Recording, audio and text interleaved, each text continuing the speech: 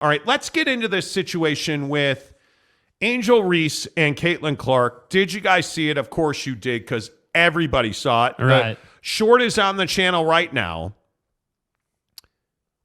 I really hate this thing. I'll be honest with you. We've talked about this a lot on the show. I am a believer that all of this trash talking that goes on at the youth level, at the AAU level, in high school basketball, in middle school basketball, in basketball played in mom's womb, like there is shit talking all over the place in all of these levels. And I think last night in the national championship game that now we know had the largest audience ever, I feel like Angel Reese and Caitlin Clark embarrass themselves. To a lesser extent, Caitlin Clark. What bothers me is not the trash talk. It's not the wave in front of your face. It's not the point to your finger. My issue with Reese is that she followed Caitlin Clark around the floor. The game was over. Caitlin Clark is walking off, and Reese is trying to catch up to her to wave in her face and point at her finger. And do you feel better about yourself now? Do you feel better about yourself? Because, Jake, that really bothered me, and frankly, I thought it was an embarrassment for women's basketball. Yeah, I mean, I think the as usual with any conversation we have on the show, I think what's paramount is context, and I think that having an understanding of when it's proper to talk trash and when it's not proper is crucial to effectively talking trash. I mean, it's really that simple. So I didn't have any issue with what Angel Reese did. Up until, she started following Caitlin Clark around. And for me, my biggest thing was, hey, the game was over and your teammates are celebrating. Who cares about Caitlin Clark? Like, you just beat her. Why not go and celebrate with your teammates? Why not, like, that was kind of my thought. And there's this whole conversation about how, Reese after the game talking about how there's a double standard and you guys called me ghetto and it was cool for Caitlin Clark, but not cool for me. And this was bigger than me. And it's unfortunately, and hey, maybe I'm not suited to speak on this, I guess, about how she feels. But my biggest thing was, hey, it's not that you're fighting for something bigger than you, even though by playing at the level you're playing, you really are inspiring what must be millions of young black ladies who aspire to play basketball and aspire to do what you've done. Like, I'm all for that. I'm about it. I love it. But I think I loved it right up until you took it a little bit too far. I look at what Steph Curry did in the finals against the Celtics last year, where he was pointing to his ring finger and talking a bunch of junk. When did he do that? And I think this is crucial to the conversation. The game wasn't over at that point. Steph was making that gesture. I want to say there was about 90 seconds left in the game. They had just gone on a run. Boston calls a timeout. And what does Steph do? He makes those motions. I'm cool with that, right? So it's not that I'm upset that Angel Reese was talking junk. That's not even the conversation. The conversation is, instead of being with your teammates, you chose to go and light it up on Caitlin Clark. And it's like, that's all fine and dandy. The problem is that Caitlin Clark is already well known as the best player in women's college basketball. Caitlin Clark is already above this. It's not even a conversation anymore. And that for me, when I saw her do that, I was like, no. What are you doing? Just stop, because you already won the game. The game was over. Yeah. Go and be in the moment. And that's where I was like, damn, like might have been a little bit of a misstep. But I didn't have any issue with the trash talk. And you look at her following Caitlin Clark here.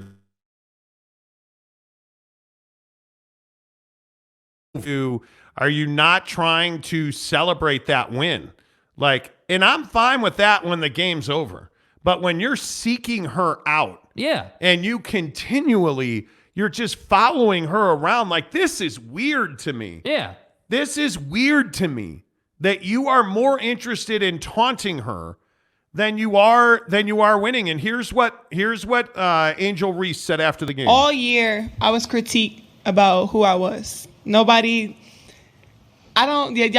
narrative, I don't fit the narrative. I don't fit in the box that y'all want me to be in.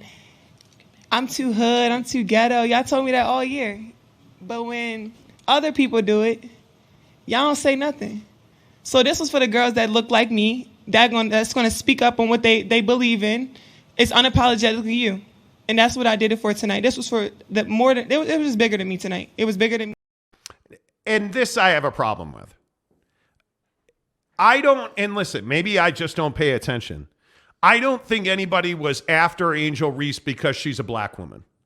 I just don't see it that way. All year long, and this is for people who look like me, like, what are you talking about? This is, to me, the issue in this situation. I think Angel Reese, who was a washout at her former school, Maryland, winds up playing at LSU. They wind up winning a championship. Her coach acted like a jackass. She acted like a jackass. Now you're trying to say that it was personal because people were calling you out all year because you were unapologetically, get out of here. This is all an excuse for your bad behavior. And again, I look at Caitlin Clark. This is the best player in women's college basketball, Caitlin Clark. She's in your head, Reese. She's in your head. You're on the floor. Your team won. You're not jumping up and down. You're chasing down the GOAT, arguably the best women's college basketball player ever, to celebrate in her face because she owns you. That's what that was. Here's Caitlin Clark after the game. Honestly, I have no idea. I was just trying to get to the handshake line and shake hands and, be grateful that my team was in that position. That's all you can do is, hold your head high, be proud of what you did. And she also talked about how she was just trying to enjoy every moment she could during the game. With the 5 people that she had played 93 games with. Like it's just, to me, it's bad behavior that we don't need. But where else are we seeing this? Randy Arozarena, that's where else we're seeing it. Like, you look at this, he hits a home run and look what he does. He stops and poses. Guy, is this your first home run ever? Is this your first home run ever? It's not. He is a prolific home run hitter, yet he's going to stop and do a pose.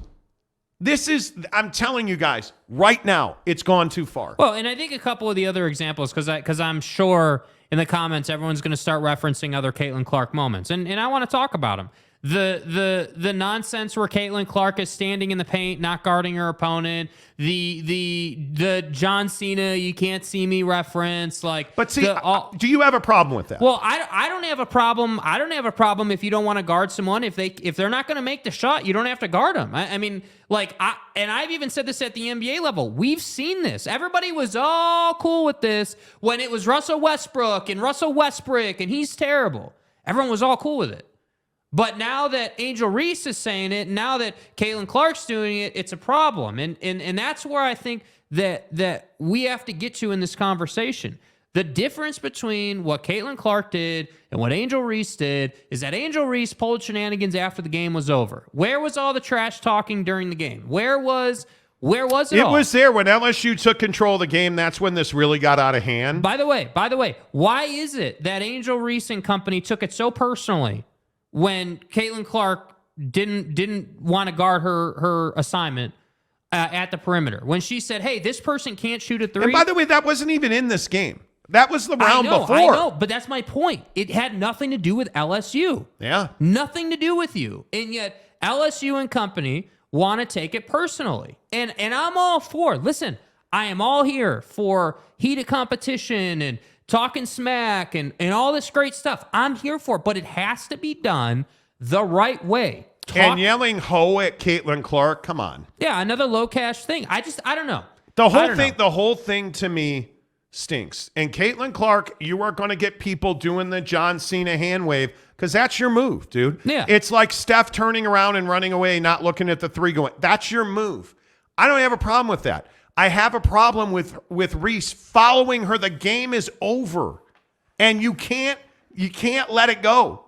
So you just want to like it's so childish. Yeah, in my opinion, because Caitlin Clark's going on to the WNBA. She's going to have a phenomenal career. Nothing that happened last night will change that. It certainly is not her fault they lost the game, but you see this stuff filtering down now.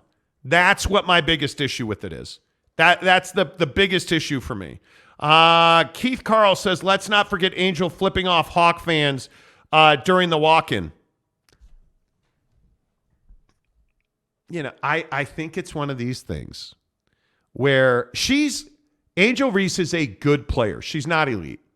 She will never be. Caitlin Clark is a far better player. And I think there is, when you are the best, you're going to get stuff like this. Mm-hmm.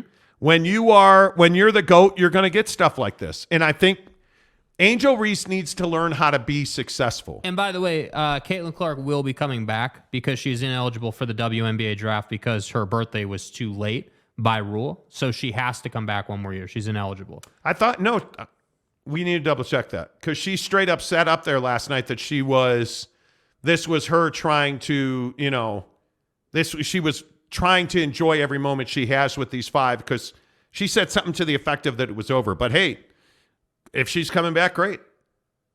Let her come back. I mean, I would love to see these two go head to head again because Caitlin Clark, they're both really good players. Caitlin Clark's just elite, period.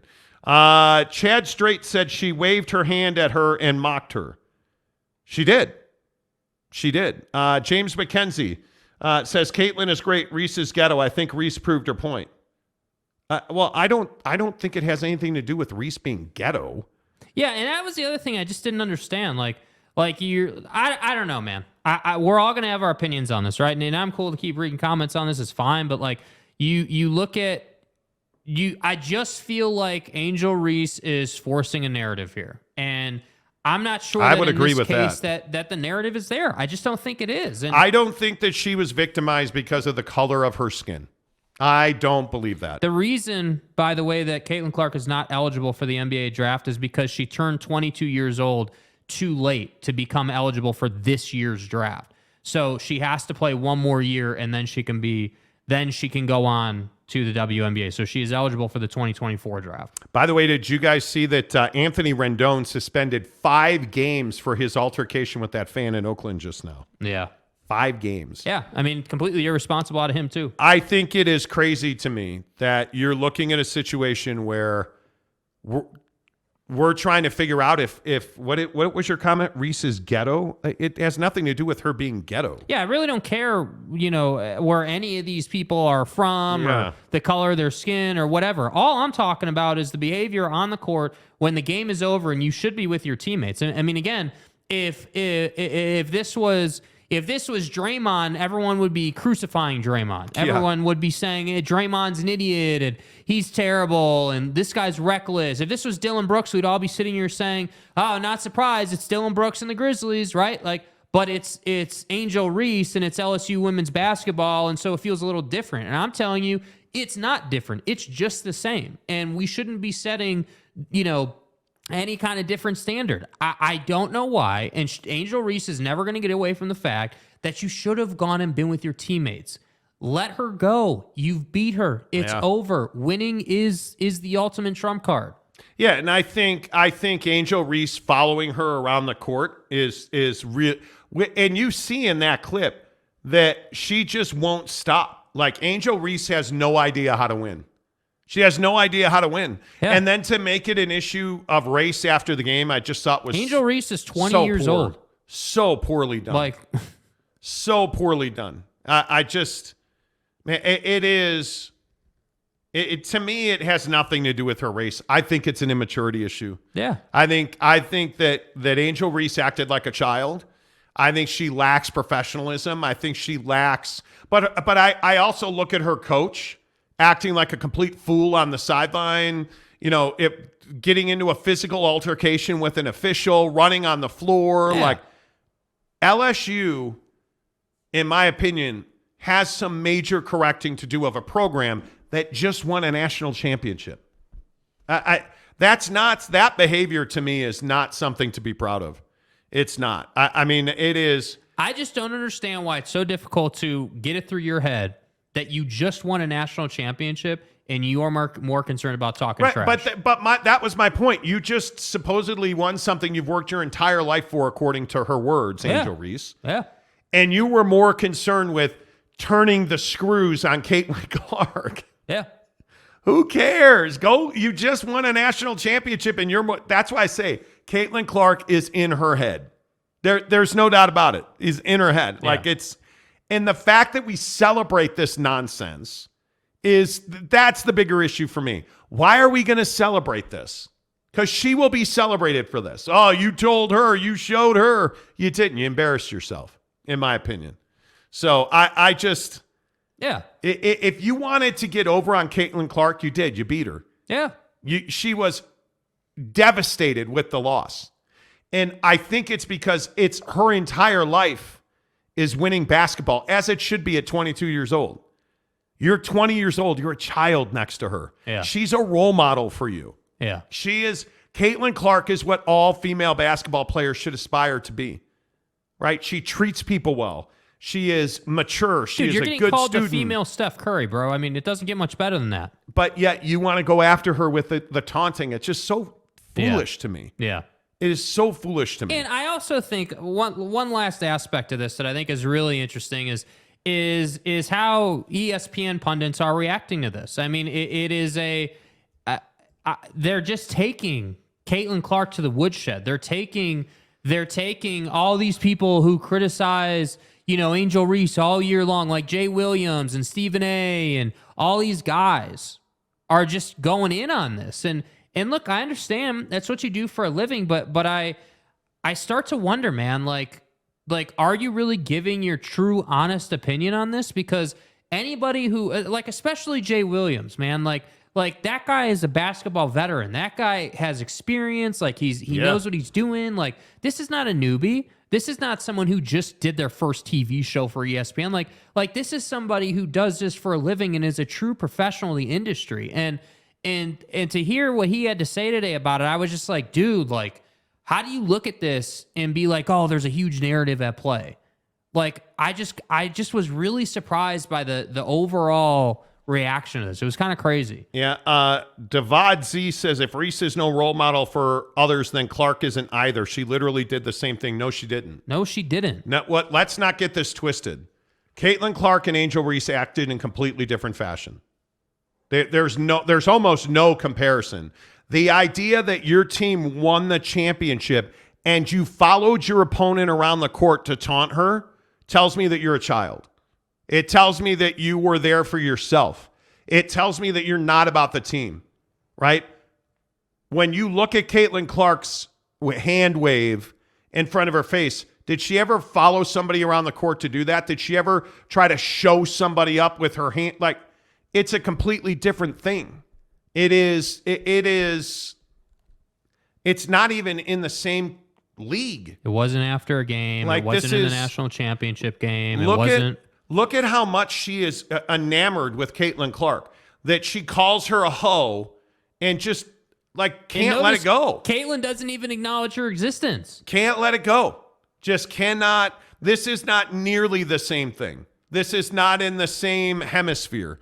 You learn how to act. Yeah. You're a child. And I think that's where people get caught up on this conversation, because it's the same hand motion, right? It's the same physical act, but it's not nearly the same mental choice. Correct. And I think that's what nobody wants to talk about. Again, I'm going to keep saying this till I'm blue in the face. You don't do that when you've just won a championship, ever. You do not do that. Now, if you're Travis Kelce and you want to talk about Burrowhead and all that, okay, I'm good with that, because you're not taunting your opponent, like you're using their word. Like, okay, cool. That's, even just conversation between two opponents means almost nothing. Yeah. Like you listen to some of the, trust me, man, I've covered Jordan, Kobe, like the best shit talkers in the history of the NBA. The heinous things that were said between guys, it doesn't matter.